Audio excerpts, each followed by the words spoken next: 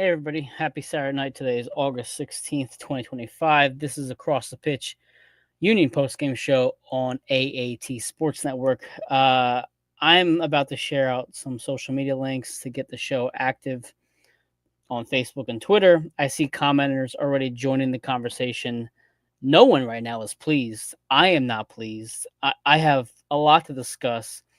I don't think overall I've been very critical of Carnell. I think if anybody has watched my show over the course of the season, I would say I've been probably more pro Carnell than anybody. I think he's done a fantastic job, especially with international duties, injuries, etc. I thought tonight was not his best performance in terms of a coaching in how he started the match with Donovan, etc. So let me just send this last thing out for social media. Great, we're good to go. Let's get to the comments first. Hoagie, leave the team in New Jersey. Listen, Hoagie, I get the frustration. It's one of those nights where I kind of want them running sprints in Harrison, New Jersey. Colin joins us. This was embarrassing. Yeah, as Curtin would say, not good. Frank B says, ugh, bad. Rick says, horrible game. Colin, Chris Donovan, bad. Listen, a lot to unpack tonight. For those of you who have never been to Zed's Brewery in Marlton, they are Sons of Ben members themselves. Great place to catch a Union game, home or away. Fantastic place to go. I was there tonight enjoying some beers with a few fellow Union fans, and it was a great atmosphere. Even if it's only 10, 15 of us, it was a great atmosphere, and I recommend anybody who has not yet gone to Zed's in Marlton to go. However, the mood was quickly shifted, but before we get into everything, let me open up my notes. Let's dive into this starting 11 first and foremost, because I thought the starting 11 was the biggest issue tonight and how we approach this match. So before I bring up your next comment, McFly, I see you there. We had Ua, Alaski, Bedoya, Bueno, Lukic, Donovan, Wagner, Macania, Harriel, Bizo, Andre Blake. The back four, Wagner, Macania, Harriel, and Bizo, pretty much predicted from the beginning. Glesnes out on yellow card accumulation. He was not going to play today. I expected it to be Macania and Nathan Harriel. I was hoping to see Frankie Westfield. I know he just played in the Open Cup match. I think he had some time on Saturday against Toronto FC. Someone's going to have to correct me there if I'm wrong, but I wasn't entirely surprised to see Olivier start. I feel like his crosses still have not improved to what we've seen in the past. He still has his positives and he has his negatives. We kind of know what we're going to get from Olivier. You're going to get a mix of inconsistency, and that's kind of what we saw tonight. But I was fine with it. Your back four is what it is. Let's just move on to the next. You had Lukic and Bueno. Again, I understand this is the third game in 7 days. I understand you need rotation. The Open Cup was clearly the priority, which is fine. If you had asked me on last Saturday, what would you rather have, the Open Cup win or a win on Saturday in Harrison? I'm taking the Open Cup 10 out of 10 times. I have no problem that they focus more on that game than this game. So, Bueno and Lukic starting together in the defensive midfield, fine. Bedoya gets a start. Again, fine. I get it. Heavy rotation. Ua and Alaski starting. Absolutely agree 100%. Ty and Bruno started in both matches against Toronto and against the Red Bulls in the Open Cup. Alaski gets a goal. Ua's been in good form. I'm fine with it. Chris Donovan starts, and I'm here scratching my head. Now, I'm going to pull up some comments real quick, and then I'm going to dissect how I just process this whole Donovan thing. And you guys can jump in this conversation. I've discussed Donovan plenty of times over the course of this season. I don't want to get on him too hard because at the end of the day, it's not his fault that he's in these positions. The same way it's not his fault that he was put into MLS Cup when Bale was brought in for LAFC. I get that. He's just not the MLS caliber player we need. But because of that, Carnell needs to be more aware of things. Let's bring some comments up. They're flooding in here, and I don't want to get distracted by my notes and miss out on the comments. McFly, what's the percent of winning a ball and then passing it right to the other team? I mean, that's a good comment, McFly. It seems to happen a lot, especially in the first half. Frank B says Bradley got too cute with his lineup. Frank, I'm getting right there. I agree with you on that part. I think he was a little too cute with his Donovan mixture. Colin says Donovan shouldn't be seeing MLS minutes. Plain and simple, I don't care. Bruno demanded the penalty was a joke too. When you have Ty and Milan in amazing form, what an abysmal night. Kyle says, why is Bruno taking that PK? Vince, our good pal Vince. Damiani, $3 million for one goal every 371 minutes. And Hoagie, agree, Frank. So, before we discuss Chris Donovan starting, I want to look at the bench because it's going to segue me into that part here. The bench tonight was Andrew Rick, Bruno Damiani, Quinn Sullivan, Ty Baribo, Danley Jean-Jacques, Frankie Westfield, Neil Pierre, Kevin Sullivan, Jeremy Raffanello. The one person who's missing on this bench, who I don't believe is injured, when I checked the injury report earlier today, when I wrote my AAT Sports Network match preview, was Ben Bender.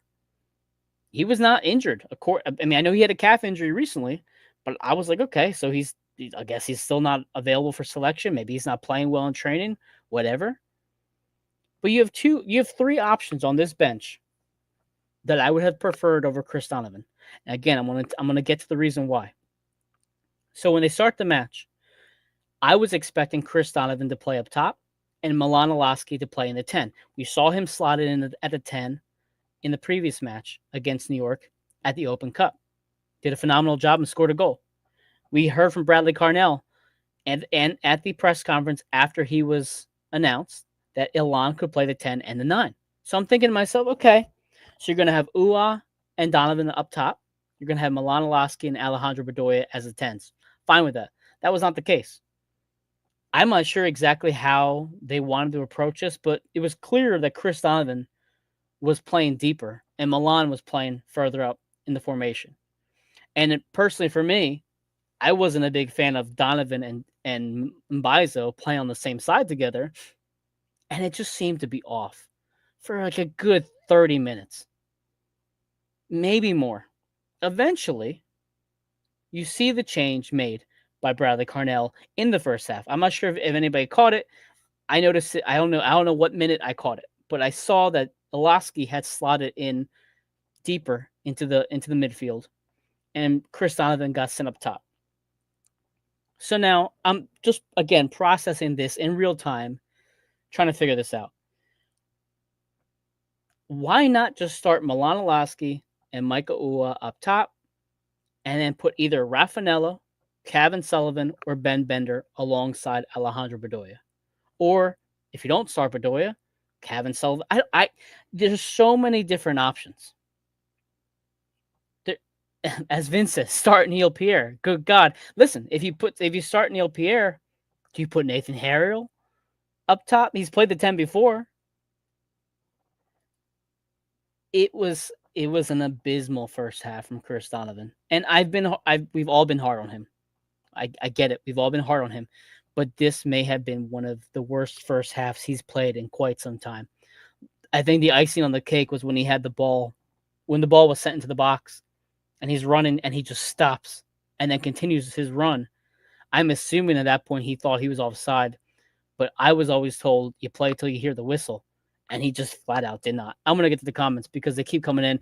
As I've said before, the best shows are the ones after a bad loss or a really, really good win, and this is definitely going to be one of those bad loss shows where the comments are coming in fast. Eric, our good pal Eric, this is why I hate celebrating Philly's success before it comes true. This type of game always happens. Eric, I get it, man. You and I, Eric, we've suffered. We've suffered a lot of tough losses for Union history. I get it, man. It's one of those. And you have the Phillies on top of that. You get Duran hit by a pitch yesterday or 2 days ago. Wheeler has a blood clot. Andrew Painter sucks in Lehigh Valley. There's just so many negative things going with Philly right now. Landon Dickerson hurts his knee. Vince says Bender is the worst player on his roster, including Union too. Okay, Vince. But is Bender, as Colin said, is Bender worse than Donovan? I don't know. I'm not sure. I understand that Bender is not the saving grace, and it sucks that Indy Vassilev gets a concussion and he's not available for this match. I get it. I know Carnell can only play with what he has. But, I mean, bring Sal Olivas. Bring Marcus Anderson at this point. We seen Marcus Anderson play, and then play at a decent level. You knew Indy Vassilev had a concussion as of Wednesday. You could have approached Union 2 played on Friday. You could have altered their lineup a certain way so that way you had somebody available for you on Saturday. That's all. We're going to keep going to the comments. Hoagie, where in the world is Ben Bender? Eric, God, I hate Donovan up there. Stopping on that run was just one of 10,000 reasons he needs to never be seen again. Frank, I think Fang is a better option than Donovan. Colin, Donovan much worse than Bender. Stop that. I love the back and forth. Joe says, I'm here with the fireworks going off. Joe, our good friend Joe Oblick was at, I know it's Sports Illustrated Arena, whatever the hell it's called, Red Bull Arena. So Joe sent me a picture earlier today of him, and I think his name is Red, the Red Bull's mascot, like going at each other. Joe, I love the pic, by the way. I'm glad you sent it to me. So I put it up on the screen. For those of you watching on YouTube, it's a great pic. I'm sure you'd want to actually like kick his ass now, considering the outcome we just had today. Let me fix my whole screen just got all messed up, Joe, when I put that picture up. There you go. Okay. Keep going back to the comments because they've been very good. Colin says, what striker stops his run like that? Who cares if you're offsides? Keep running. Yeah, I get it. Eric, start third person in section 115. I don't care if it's an empty seat. It's better than having him up there. There's a lot of negativity, and I understand it. Rick, always play to the whistle. You can't just stop. Absolutely. Vince, we have depth issues at Union 2. That could be a whole show for us to talk about. Vince, the Union 2 have just lost their second consecutive match. They blew a very late game against Chicago. Our own Quinton Hall from AAT Sports Network had the match report after that game. I released it this morning on AAT Sports Network. So if you want to check it out, here's some in-depth knowledge on the Union 2 loss. Check it out there. Quinton Hall, really smart soccer mind that we brought onto our team here. Colin says, Donovan being tall, the deciding factor is hilarious. What are we doing here? Listen, again, I wasn't pleased with Carnell's decision to play Donovan. We've established that. Let's get into this match and break things down a bit here. So, got to turn my pages here. Bear with me 1 second as I get to the match. So, one person I was surprised to see tonight was Choupo-Moting. If you saw the injury report before the match, he was questionable with a knee injury. I was expecting him to start if healthy. I guess he was healthy enough to start. But I was hoping, when I saw the injury report come out, I was hoping that he would at least came off the bench. But that was not the case. We also saw Cornell in net. We know that the previous keeper for the Red Bulls had a pretty nasty knee injury at the Open Cup game. Again, wishing him well. But Cornell was in net. But the first half was choppy. It always felt like anytime we had anything going offensively, somebody couldn't complete a pass, whether it was Donovan, whether it was Olivier, just the Red Bulls kind of hunkering down and prevent anything. But at the same time, the same could probably be said for the Red Bulls. I don't think they were overly impressive in the first half either. As a whole, it was just kind of a back and forth half. It really didn't, and neither keeper was overly tested. I think Andre Blake dodged a massive bullet. I can't remember what minute it was. I had it written down somewhere. The 15th minute, a ball gets crossed into the box, just goes all the way across, and they would have absolutely scored. But two Red Bull players looked like they collided and saved Andre Blake there. But neither keeper was overly tested. And the first half kind of goes about back and forth. And then the worst possible thing could have happened with Andre Blake. We see him take a kick. As soon as he takes a kick, he reaches for his hamstring. It looks like his right hamstring. Maybe his knee, maybe his groin. We're not sure. And right away, he starts calling for the trainer, calling for the sideline. You see Andrew Rick warming up on the sideline. And like that just felt like the bad omen of the night when you see Andre Blake going down again. We've talked about this probably for the last 2 years now.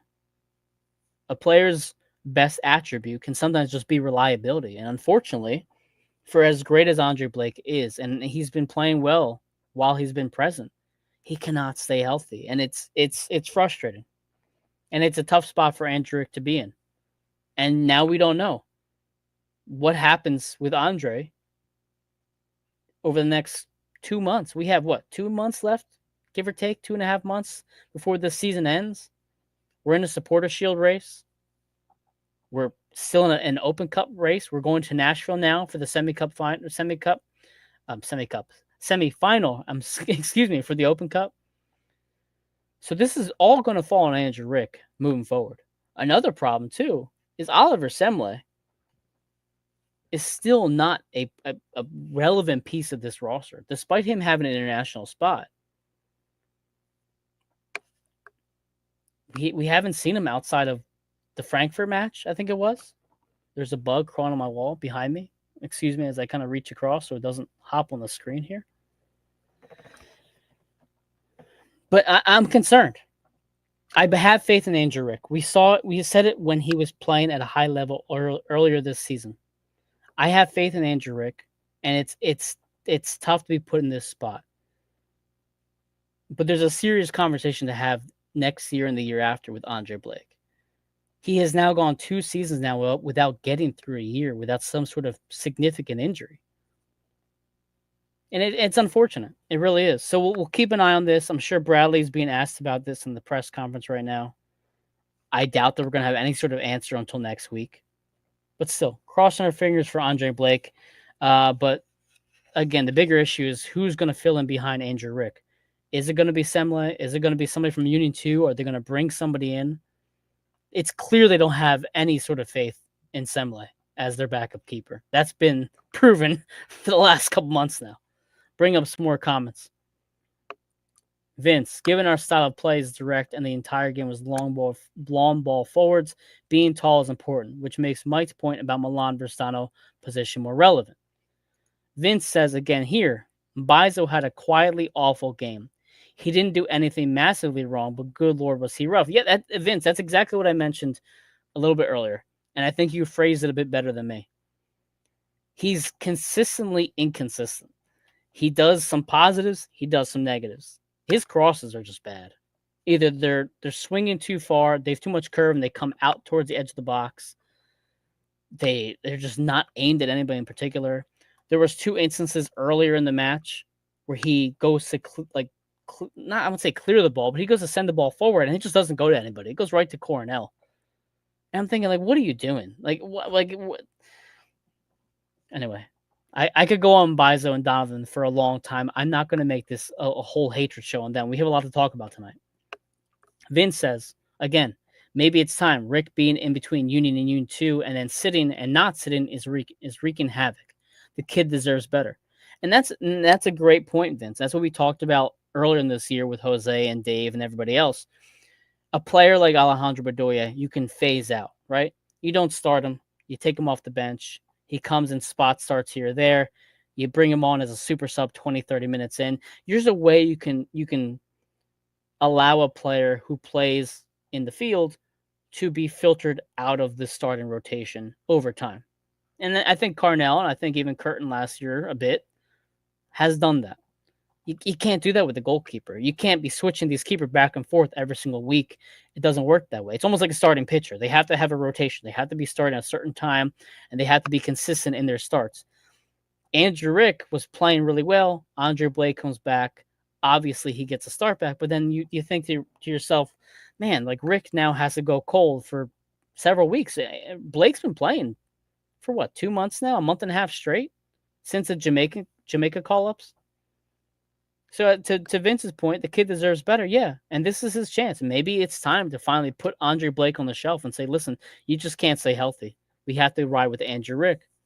But for a team that's going for a supporter shield and for the top seed in the Eastern Conference and for an Open Cup win and for an MLS Cup, that's a pretty big burden to put on a 19-year-old. He's still, for all intents and purposes, like a kid, like he's an adult, but he's also kind of a kid playing amongst men. Vince says here, Pierce Holbrook has basically unseated Semle as Union 2 starters. So yeah. Holbrook is seeing more time. I think the other one's Sheridan. I can't think of the name right now, the other keeper. You'll have to remind me who the other keeper is on Union 2. Let's get back to the game. So in the 11th minute, there was a close moment with Kai Wagner almost brings the player down in the in the box. VAR says no. They didn't even go to the monitor. They just kind of ruled it off there. I thought Kai dodged the bullet there. I didn't think he had to put his hands on a player at that point, but he got away with it. So be it. Fast forward to I'm trying to go through the first half of my notes. Choupo-Moting had a soft header on Blake in the 23rd minute. He was saved there. Rick gets brought in the 28th. Jesus Bueno was fine. He had a poor touch in the 33rd. You know, it was like I said, it wasn't an exciting first half. It really wasn't. It was a lot of back and forth. But then I heard from the people who were at the stadium, Kyle, Jillian, Todd, I think is there too. I don't think Jose is there. But you see Bruno Damiani warming up on the sideline. The second half rolls around. Bruno Damiani starts in place of Chris Donovan, which was fine. But now I get to the point where I'm thinking you kind of just wasted your entire first half by having Donovan out there. Do I think the Union would have won this game if they didn't play Donovan at all? Maybe, maybe not. But I feel like you're giving yourself a better chance at that point if you did that. But thankfully, Carnell saw the writing on the wall and it was visible to everybody in the stadium and watching on TV. Donovan had to come out. So you bring on Bruno Damiani to start the second half. I'm fine with that. So you have Bruno and Michael, you have Olaski and Bedoya. Eric says here, considering what they let go, they had to say nothing there. Parker acted like some low-level mobster straight out of The Sopranos. He could have mugged someone on the field, and the ref would have missed him. My guess is there's a few Union players without their wallets right now. I'm guessing, Eric, you weren't happy with the ref tonight. I get it. Vince says something, Jim Curtin, something, 3-player starter changes something. Yeah, listen, I know the difference between Curtin and Carnell is willing to adjust his roster more than just a handful of players. Curtin was very against that. He never wanted to ever change. I think it was more than 4 players. You'll have to remind me, Vince, what his mantra was. But he would never make significant changes because he felt like it diminished the squad. Maybe tonight, I see why. Colin says, keep 25 off the Union 1 roster and maybe you have a shot. Played the whole first half basically down a man because Donna was awful. Donovan and Olivier, again, those 2 players really weighed us down in the first half. So you bring on Damiani to start the second half. You see some improvements in the second half because you have Damiani. I thought Lukic, we mentioned the last match, Lukic didn't play too well against New York on Wednesday. I thought he had better moments today. We saw Danley Jean-Jacques was on the bench, so you needed Lukic to step up. I think between Bueno and Lukic, you probably want Lukic attacking more in the offense. We know that when Lukic and Danley are playing together, Danley typically advances forward more often, and he is the more dangerous of the 2 players in the attack. So it's nice to see then Lukic take that role while Bueno sat back a bit and vice versa. So, again, I thought Lukic and Bueno were fine. I had no problem with it. I thought Lukic improved from what we saw on Wednesday. You eventually see some subs get brought on. Ty Baribo and Quinn Sullivan came on for Ua and Bedoya. At this point, I'm feeling pretty good. I'm thinking, okay, we survived the Donovan mess. We survived Mbaizo not playing that great. Andrew Rick replacing Andre Blake. We survived it. It's 0-0. And now we have Ty, we have Quinn, we have Bruno Damiani. I'm feeling better. At this point, I'm feeling better. I really am. Let's bring up some comments. Vince says, I agree with Eric. We had 3 legitimate PK shouts, 1 given, and Red Bull had 1, 0 given. Still, one of the best PRO performances this year by the floor is the core of the earth. Eric says, everyone was awful, maybe not Olaski. Frank says, Bruno, Ua, Ty, and Milan are your strikers, period. End of subject. Use them on your rotation. Yeah, absolutely, Frank. And if you are going to maintain those 4 as your strikers, then you have to get creative with your attacking mids. And that's why I really, again, I go back to what I started the show with. You put Raffanello on. Raffanella's played throughout this year. It's not like last year with Curtin where Raffanello never saw the field. We've seen Raffanello come on, and he's played fine. Am I saying Jeremy has played amazing throughout the season? No. But he hasn't played badly. I can't remember one moment where I thought Raffanello doesn't look like he belongs on this field. And we've also thrown out Kevin Sullivan in extended minutes. And everybody's saying how he's got a pep in his step ever since he came back from the Man City training.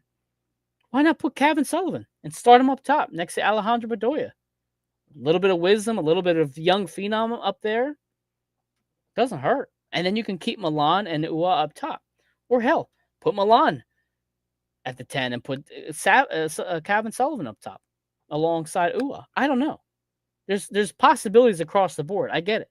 But to Frank's point, these are your players. These are your best players. That's what it has to be. You figure it out after that.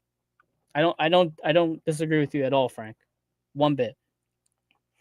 So again, the substitutions get brought on. The second half looks a little bit better for the Union.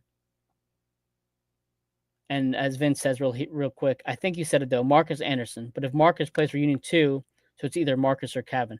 I mean, yeah, I at this point, Vince, you put Donovan down at Union 2. Just get him off this roster. And you bring Marcus or Eddie Davis or Sal Levis. I don't care who it is. But it just can't be Chris. So you get through the first 20 minutes. You're looking a bit more dangerous. You got your big guns on for your substitutions. You get the handball. And it was a clear handball for the Red Bulls. Clear as day. And you could see his reaction as soon as he touched the ball with his hand. He even knew it. So you get the penalty kick in the 63rd minute. Now, we've talked to Coach Carnell before. We've heard his decision about the penalty kick takers. He has mentioned Ty Brebo has been the one who they've decided on. I think there was one point where he wanted Bruno to take it because of the confidence building. I can't remember exactly right now. It's been a couple months. But you have the penalty kick happen, and Bruno Damiani takes the ball and gets ready to take the kick. Now, I'm just going to bring us back a little bit here to discuss Ernst Tanner's moves so far. Since last year, Ernst Tanner has removed Jack Elliott, Jack McGlynn, and Daniel Gazdag from this roster. Gazdag, obviously, is a great penalty kick taker, except for when it mattered most in MLS Cup and I think in Leagues Cup, whatever. But for the most part, Gazdag was pretty much spot on from the penalty spot. Jack Elliott was really good at penalty kicks. I mean, he really was. If you go back, I don't know if he's ever missed a penalty kick with the Union. Someone might have to find that out if he ever did. But Jack Elliott, no longer on the roster. Jack McGlynn goes without saying. Ice in his veins, right? You remember the thing against, I think it was Nashville, he puts his hand out, the ice in his veins thing. So you've removed 3 of your better penalty kick takers since this roster has been turned over. You can probably throw in Julian Carranza in there too, as someone that you could trust to take it. You go back earlier this year against Nashville. Quinn Sullivan takes a penalty kick. Not good, as Jim Curtin would say. Not a good penalty kick whatsoever. You've seen Ty take one. You've seen Bruno Damiani take one, and they've made them. I don't remember when Bruno scored his penalty kick. I think it was against Chicago. Someone might have to correct me there. I think he scored a PK against Chicago. So was I completely opposed to Bruno taking the kick? No, because we've seen him score before. Was I opposed to it because he needs to prove himself? Again, no. Bruno Damiani, we've talked about this throughout the season so far. Everybody has stepped up and scored a goal for us. Bueno has scored. Ilaski has scored. The 2 defensive mids have scored. Frankie Westfield has scored. One thing that we've chirped about all season long is how everybody has stepped up in some way and scored for the Philadelphia Union. The number is, I think, almost at 17 at this point. How many players have stepped up? Makanya, Glessens, Kai Wagner. The list goes on and on. Alejandro Bedoya, Open Cup and MLS play, he scored goals. The list has gone on and on throughout the season. Players have stepped up when it mattered most. It was not like 2022 when we so heavily rely on the top 3 of Gazdag, Ua, and Carranza. It's been by a committee of who has scored goals. So at this point, I'm thinking if you're going to give Bruno Damiani the chance, let's allow him to prove himself. We paid $3 million for him, whatever the number is. He has not yet delivered this season on a consistent basis. We've seen goals against Frankfurt, the Red Bulls. He had a goal early on in the year as well. I think his first appearance, he scored a goal. So allow him to build some confidence. We're going to need him. Point blank. Whatever you guys say about him, however you feel about him, it's irrelevant. The fact is, we need Bruno Damiani to play at a high level and score goals for us to contend for a title. The same way we need Baribo and Ua and Oloski. Especially come Open Cup in Nashville, you're going to need your big guys to step up. And he comes up to the penalty spot, and he takes the kick. And it may have been one of the worst penalty kicks I've ever seen a Union player take. It was bad. It was very bad. It almost looked like he rolled. He was trying to roll it into the left with his left foot to the left of Coronel. I don't know if anybody else thought it was like almost like it's slow motion. It was not it was a bad PK. And it was an easy save by Coronel. Tip my hat off to him that he made the save and he picked the right direction to go in. But that was such a bad PK. And I'm thinking to myself now two things. One, Ty Baribo, man, the guy has been on fire this season. If you're Coronel, do you say we're not taking any chances? We're letting Ty Baribo let him rip at the PK spot? It's easy to say this now, right? After he misses it. If Bruno steps up and drills it in there, maybe you have a different story. But it was soft. As Joe says here, I'll bring up the rest of the comments in a second, but Joe says here it was soft. It didn't look confident whatsoever. It was a very poor PK, and it goes back to my point that I made maybe 2 or 3 minutes ago. You removed 3 of your penalty kick takers from this roster. You need to now figure out who is the next man up. Who is going to be the next person who can consistently take the PK. When Daniel Gazdag was here, there was no question. Daniel was a PK taker, and whether you got fouled or not in the box, it was irrelevant. He was going to be the one who's going to take the PK. In this instance, Coronel has to now make the decision moving forward. If Ty Baribo is on the field, you let Ty score. You let Ty take the kick. I don't care who else is on the field. If Ty Baribo is not on the field, that's a different story. I don't think I want Ua taking it. I don't know why. I can't remember if Ua's ever taken a penalty kick. I like Ua. Don't get me wrong. I'm a big Ua fan. I just don't want him taking PKs. Bruno Damiani, I guess we are second or third choice. I mean, we saw Quinn Sullivan take one. I wasn't impressed by it.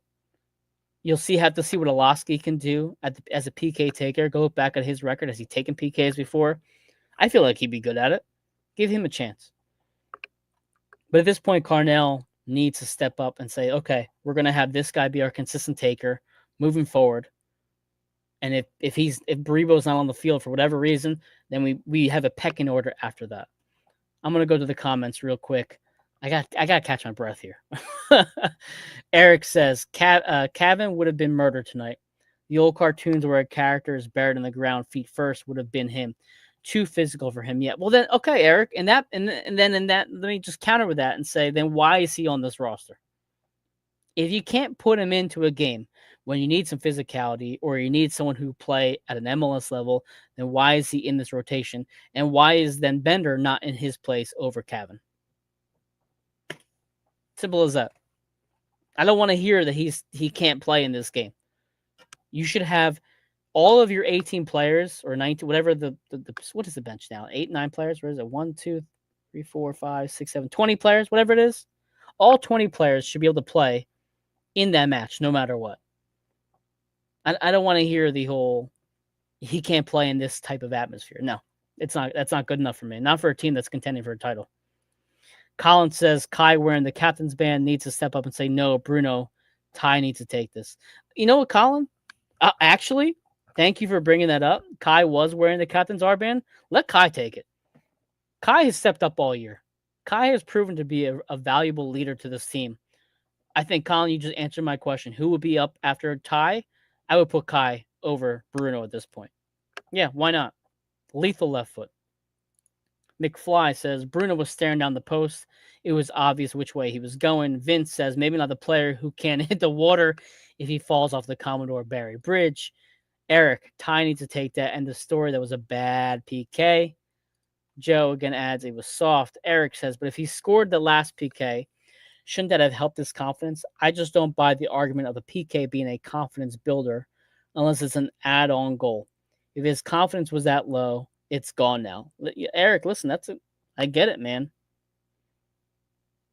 This guy is making too much money, and that's relative to the Union. I say that relative to the Union. Overall, in MLS landscape, he's not. But for the Union, he's making too much money for his confidence to be gone. It gives me Ben Simmons, Markelle Fultz vibe for my Sixer fans out there. Your confidence at that money should not be going, period. Vince says, I saw a worse one with Union 2 leveled, but yeah, god awful. All Cornell had to do was jump where Bruno was staring. Bruno can't be demanding the PK. Colin, I don't agree with that 100%. Because you know why? Because Jack McGlynn would be the kind of player who would demand a PK. Probably even Carranza would be the kind of player who would demand a PK. So I don't agree that he shouldn't be demanding it. I want to see my guys go after it, right? I want to see them want to score a goal.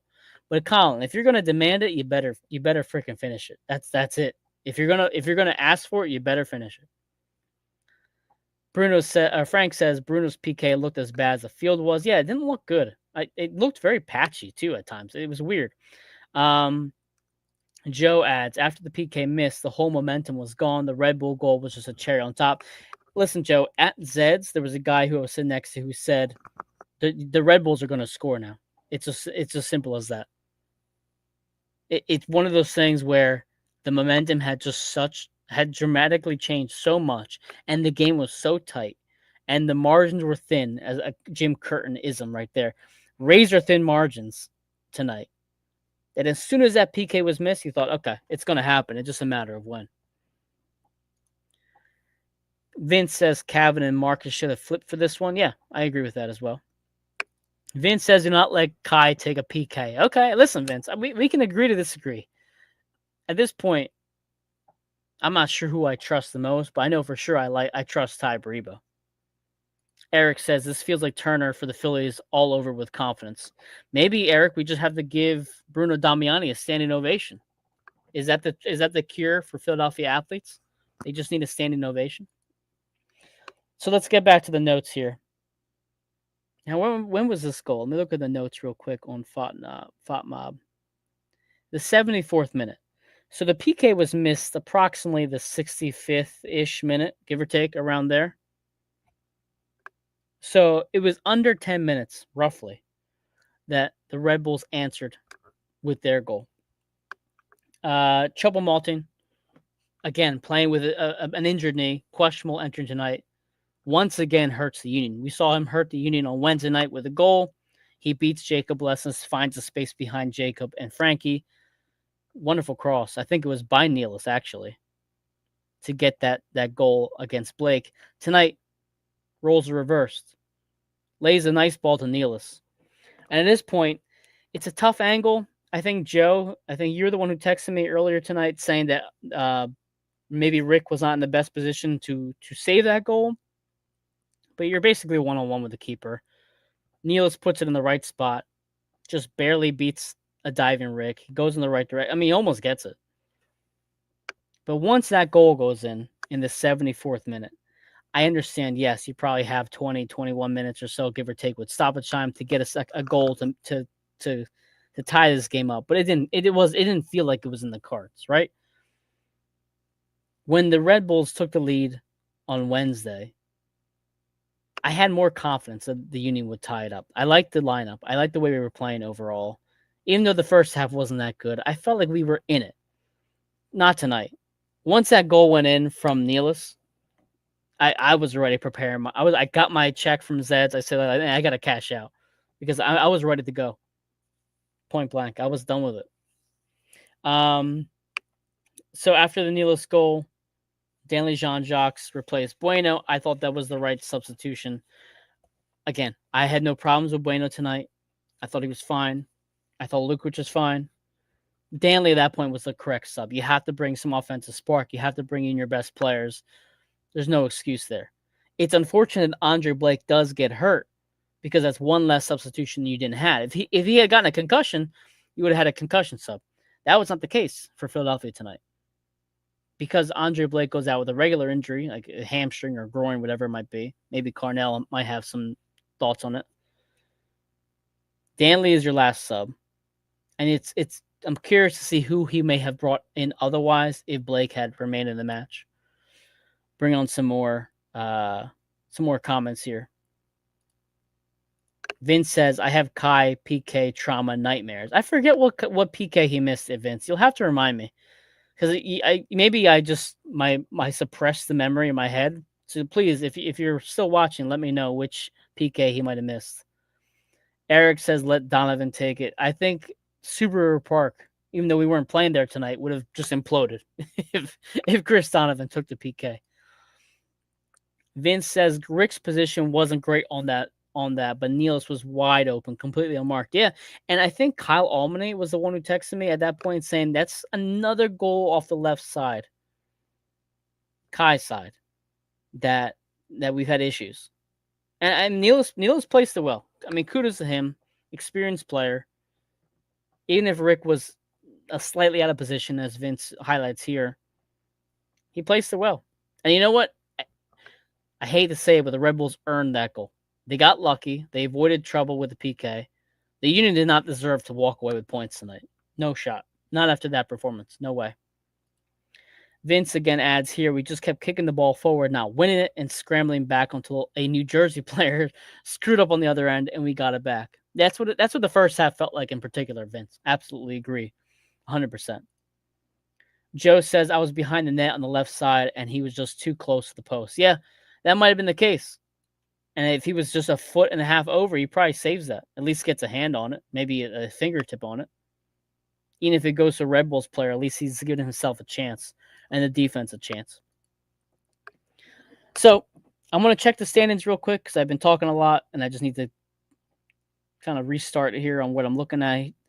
The Union are still at 51 points. I'm trying to find the live fixtures. What's going on here? Let me see. Pull up this app, open here. Okay. So we have Minnesota's up 1-0 in Seattle. Could be going down. Charlotte beat Real Salt Lake. Miami beat the Galaxy 3-1. Toronto and Columbus drew 1-1. Once again, Toronto earning a point, a tough point against a tough team.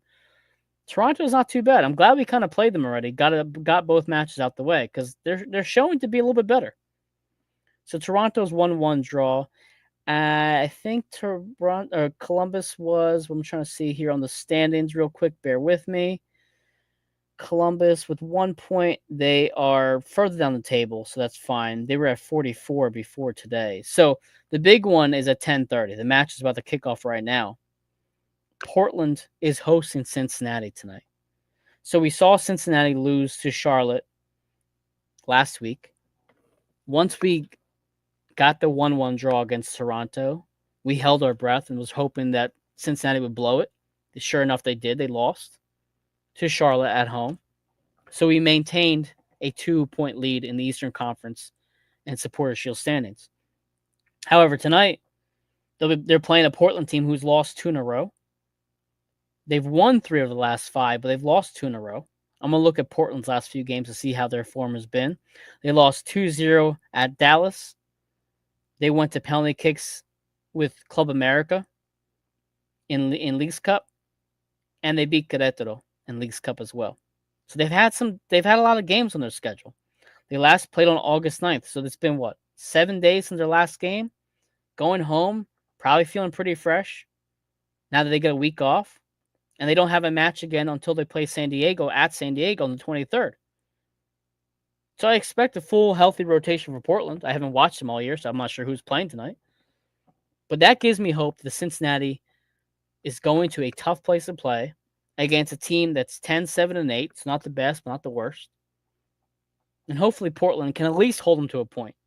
If you at least get a draw from Cincinnati, you maintain your lead in the Supporter Shield and Eastern Conference standings. And Jose Nunez, my brother. How are you? I'm listen, it's been a great conversation going back and forth with the commenters. We've talked about the whole match. Now we're just discussing Portland Cincinnati right now. We've discussed everything. Yeah. It's 44 minutes. That's insane. I want to hear your biggest gripe tonight. I'm sure there's a lot to discuss, but what is something that's really eating at you tonight? Because for me, it's the PK takers. It's the Donovan experiment that needs to end. There's a whole lot. But go ahead, take it away. Yeah, it's an interesting game, right? Where this can go one of two ways, and there's really no in between because a draw for me would have been fine, but obviously for this fan base, as well as things have gone, would have been a very difficult thing to maybe stomach. Sure. So I think that it could have either been a Cornell brain masterpiece for having changed 7 players in between matches, or what ended up happening today, which was obviously a match where I think some would argue that maybe Philadelphia, despite all those changes and all the players who stepped up today, or stepped in today, I should say, play down to the level of a weaker Red Bulls team. So I think it's unfortunate. I think it's also incredible to think that the Union, San Diego has to play tomorrow, but the Union still sit up top. So we'll see what happens. Maybe this is another week where Philadelphia ends up being fortunate with things that happen beyond their control, and you can only take it one game a week. But what I will also say, and I know I'm rambling here, Mike, and I apologize. No, it's give me a break, man. Just go ahead. What I would also say is, I think that you give up this game to have won and make it into the semifinal of the U.S. Open Cup.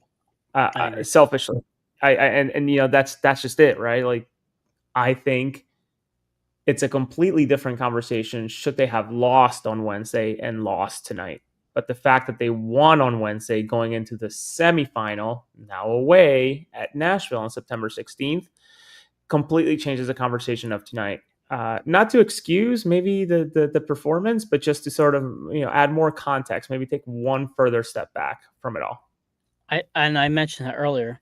If you asked me last Saturday, what do you want more? A win on Saturday or a win on Wednesday for the Open Cup? 10 out of 10, 11 out of 10 times. I'm saying Open Cup. Period. End of discussion. So I agree with you 100%. And listen, I mean, the Red Bulls are in a playoff spot right now. They're in the 9th spot in the Eastern Conference. We're eventually going to lose to this team.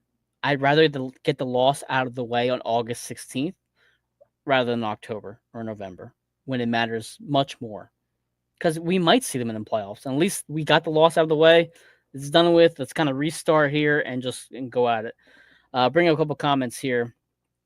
McFly says we were at the top of the table until it really matters. It pains me to say that. It does feel that way, McFly, that we'll somehow miss the supporter shield by like 1 or 2 points because of some weird thing. And then we're going to look back on matches like this, or Toronto, or Houston, or any other game that we've dropped points in, Miami, Columbus, etc.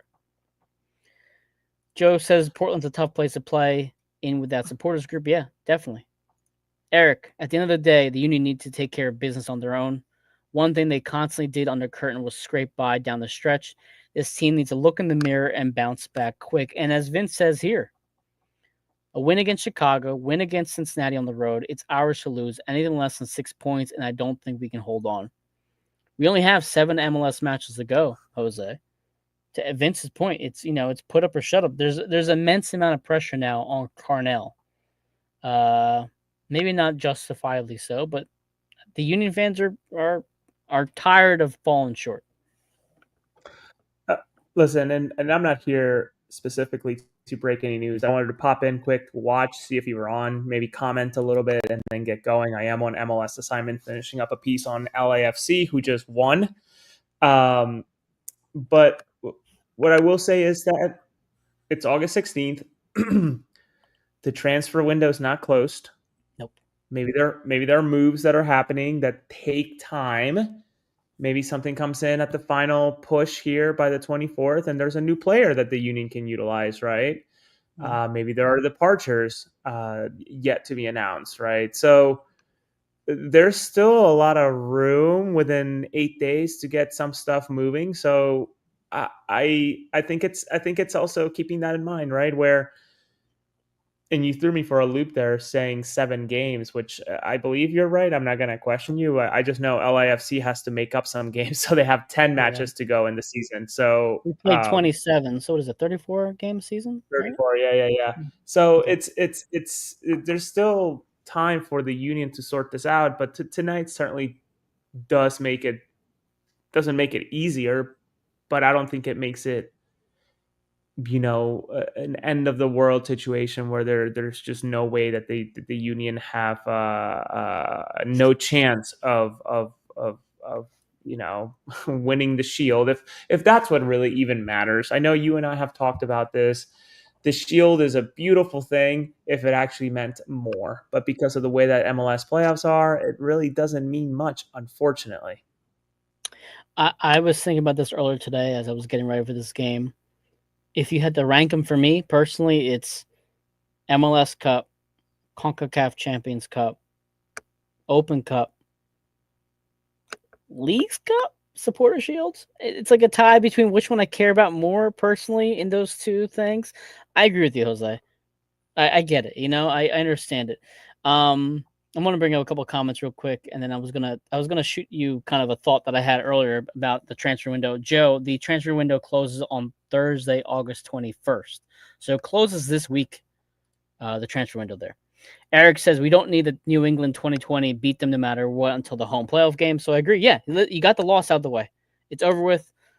The streak's over. We can kind of take a breath and take a step back and stop talking about it now, and just get back to playing.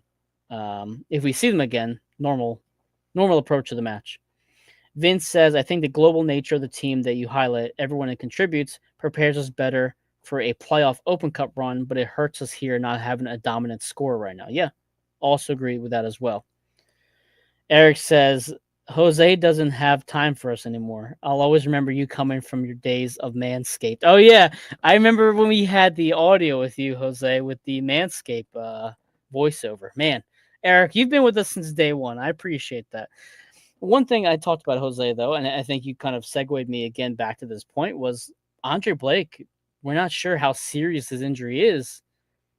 Who the hell do you put behind Andrew Rick? Because I can't trust Semle right now. Is it Holbrook? I mean, to your point, maybe we bring in a keeper. I don't know. And I don't know. I don't Yeah, know what happens from here. Who knows? And I must admit, I can't think it. And Mike, this will be my last bit before I gotta exit. sure. I can't. I just realized the Orlando Kansas City game was supposed to start at 7:30. Just started now, and guess who's got that game on his slate of games to watch today? This guy. So, of Get course, I'm that gonna stay coffee late. percolating, baby. Yeah, get that coffee percolating, I suppose, right? Yep.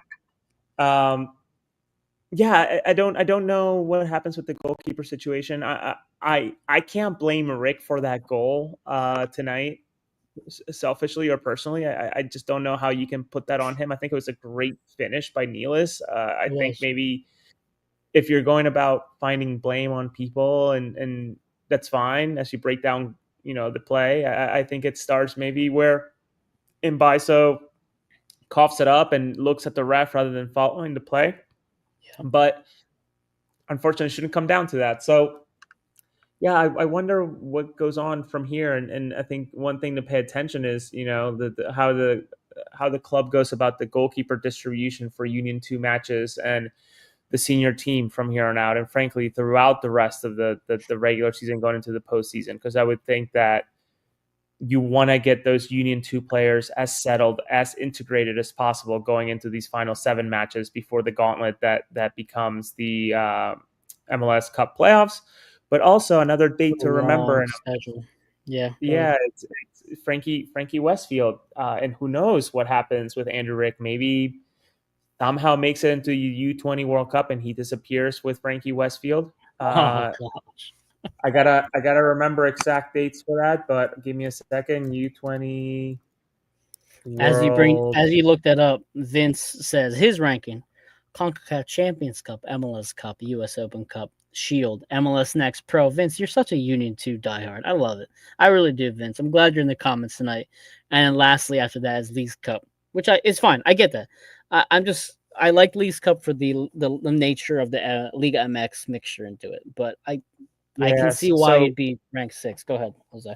so the U20 World Cup is being held in Chile. I knew that, but it starts September 27th through October 19th. So that is pretty much at some point during the playoffs, if I recall correctly, when it's all happening. So I think Frankie Westfield is potentially a likely person. I know there was some articles written about him this week from Brian Scaretta, or Scaretta, however you say his last name.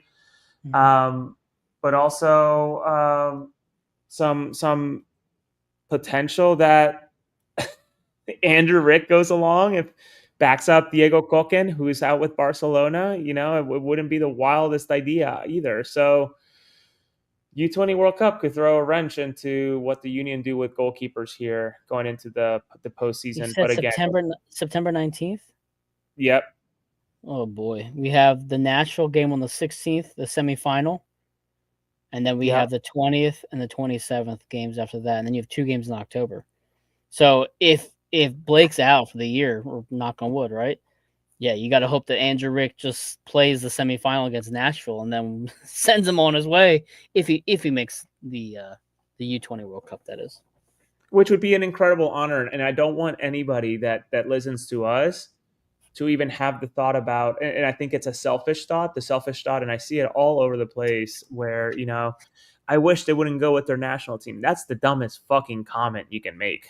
You go and represent your country whenever you get the opportunity, because it's not a foregone conclusion that you're going to get the next call. And I think we can think about a lot of players this summer who probably should have gone with their national team instead of pretending like they're too good for it. So all that to say that, whatever happens. The club is smart enough and has the same schedules that you and I have when it comes to preparing. Absolutely. Listen, I'll let you go, Jose, as I wrap up this show. Appreciate you hopping on and letting me take a couple sips in the meantime. But no, and I'm sorry I didn't hop on earlier. LAFC is incredibly kind with their media availability. They brought up 2 players and the head coach on Zoom, taking questions from the room, from Zoom back to the room, and then they dispatch them. And I'm thinking to myself, wow, there's a lot of content for me to work with. I actually don't even know what to use since I have too much, and that's not often the case. You got a long night ahead of you, brother. So, we'll talk to you soon, and I'll let you go from here, and I'll get back to the comments. Have a good night, Jose. Good night. If anything, I appreciate this because I get paid by the hour. So Ireland for a week and a half or however long it was not cheap. So run that meter. There you go. I'll see you later, Jose. Bye. Vince as here. I forgot about the U20 World Cup. Yeah, I forgot about it too, Vince. And now that Andre Blake's injury is unknown, it worries me. Eric says, I'll sooner celebrate the Suncoast Invitational title. That's a throwback one right there, Eric. Than Leagues Cup. For him, it's MLS Cup, CONCACAF Champions, Open Cup, Club World Cup, the Shield, etc. Wow. I didn't think Club World Cup and the Suncoast Invitational title would be in the same sentence together, Eric, but you've proven me wrong. And Joe says, I wish Leagues Cup was like the Europa and Champions Cup is like Champions League. Have the Supporters Shield as a preseason trophy like the Super Cup. We can discuss MLS trophies and the way things are organized in America for hours, but the Philadelphia Union, drop a game in Red Bull Arena or Sports Illustrated Stadium, whatever you want to call it now, 1-0. They are basically going to be holding their breath to see if Cincinnati can pull off Portland can pull off a win against Cincinnati, so that way they can maintain their lead. But as McFly mentioned earlier, it's one of those things where we're kind of getting a little weary by the Philadelphia Union. How good is this team? Can they make a run? Can they compete for a Shield? Can they compete for Open Cup, etc.? There's flaws. For as good as this team is, and it's good, there's flaws. This congestion of a schedule doesn't help. Rotation doesn't help. Injury, of course, doesn't help. And we've had injuries throughout the season. Andre Blake, Michael Ua, Ty Peribo, Ben Bender had a calf injury. Indy Vasiliev has been concussed. Jan Glavinovic has been on the shelf since the St. Louis match, I think it was. There has been injuries throughout the season. So Carnell has done well with what he's had. But regardless, we're always going to compare coaches. We compared Andy Reid to Doug Peterson and Chip Kelly and Nick Sirianni. We're going to do the same thing with Curtin and Carnell. Curtin has set a standard. The standard is your club is going to make at least semifinals, if not finals, on a regular basis. the Philadelphia Union have made 5 semi-cup appearances. I keep saying semi-cup. I don't know why.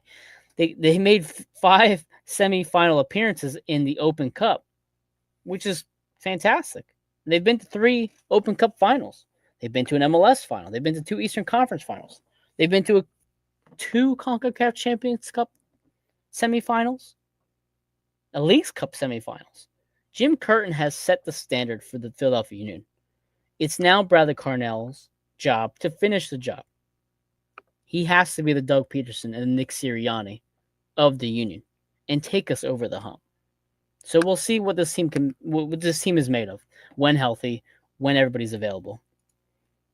Eric says here, I got to do what I got to do. Next, I'll link Rice Mboli to why the Union will win the 2098 Club World Cup. Listen, I love the throwbacks, Eric. I was actually, Eric, funny you mentioned that.